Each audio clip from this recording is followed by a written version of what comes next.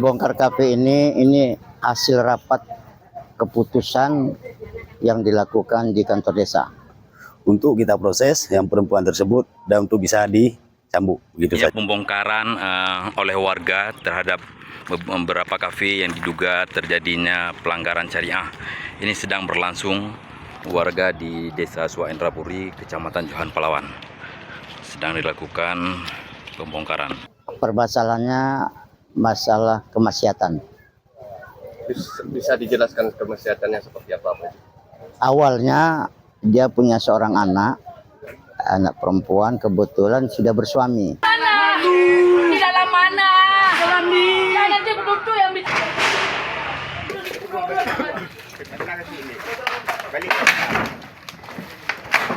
Kita bongkar gede. Kita bongkar.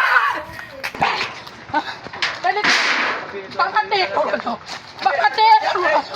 Mama teh. Ambil tangan ini. Mama teh. Mama teh lu. Mama teh. Udah. Lah mau bunuh diri.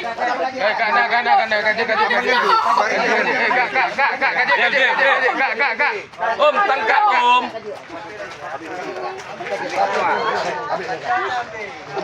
Iya Kak. Boleh Kak.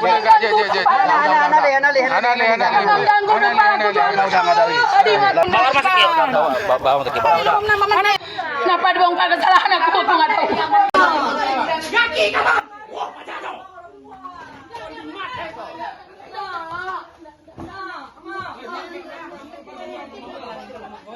Menurut yang saya dengar dari kawan-kawan, kafe ini juga menyediakan tempat, fasilitas.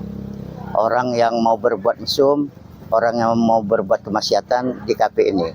Maka kami rapat tadi pagi sampai jam 12 tadi ada 2 poin yang kami ambil. Yang pertama, sang anak tadi yang hamil 7 bulan supaya angkat kaki atau diusir dari Kampung Suwaindrapuri. Itu sudah keputusan pertama.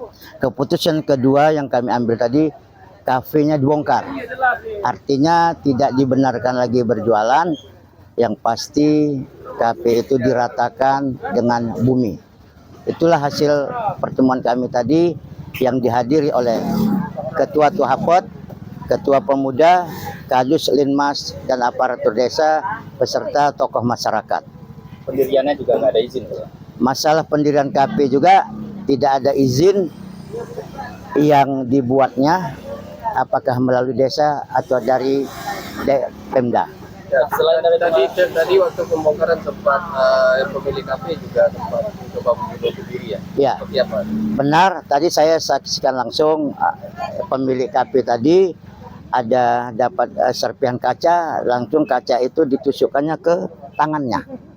Jadi keluarlah darah dari tangan tersebut dan saya khawatir akan menimbulkan dampak yang negatif, makanya kami angkat ke Kesrem untuk diobat. Tindakan lebih lanjut apa selain daripada penggusuran? Penggusuran kalau sudah tutup berarti dia nggak jualan lagi. Dan menurut tadi hasil rapat tadi juga harus pindah dari Suwaindrapuri. Oke, Pak Cik. Mengetahui hukum, dia memang kena dicambuk karena dia sudah berbuat maksiat di luar dari dengan sentuh dengan suaminya.